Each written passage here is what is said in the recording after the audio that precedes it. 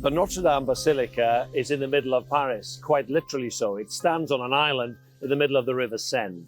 This Catholic cathedral is a place of worship, but it's also a historical site since the Middle Ages.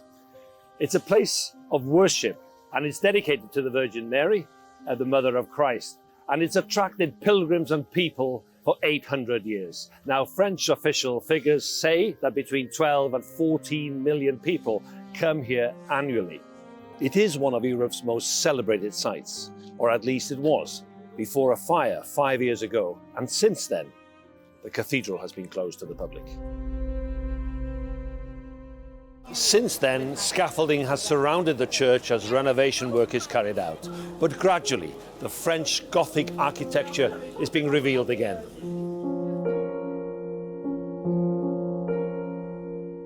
For example, the large flying buttresses that reflects the feat of the 13th century architects in terms of height and slenderness.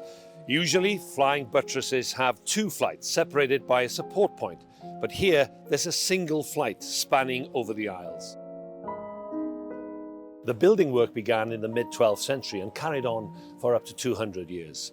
Modifications were needed in the 18th century and major restorations in the 19th century. During the last 100 years, it's maintenance work that's kept the cathedral open.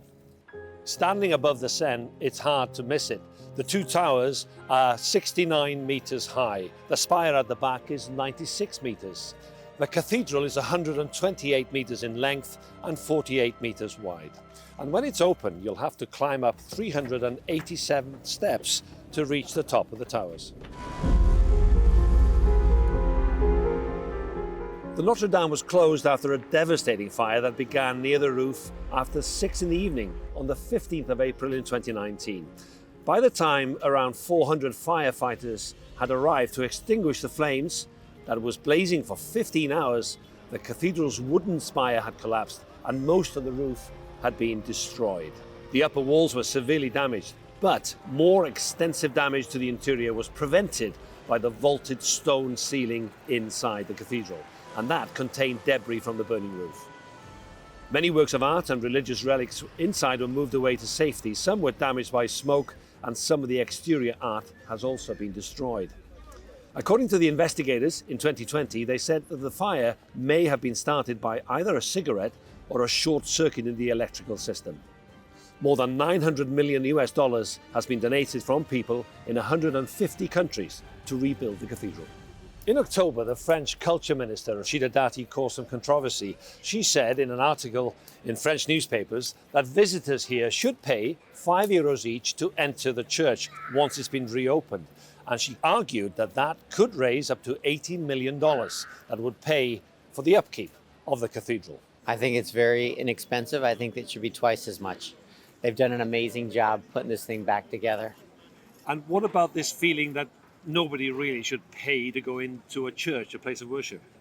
Well, I'm sure it costs quite a bit of money to fix this.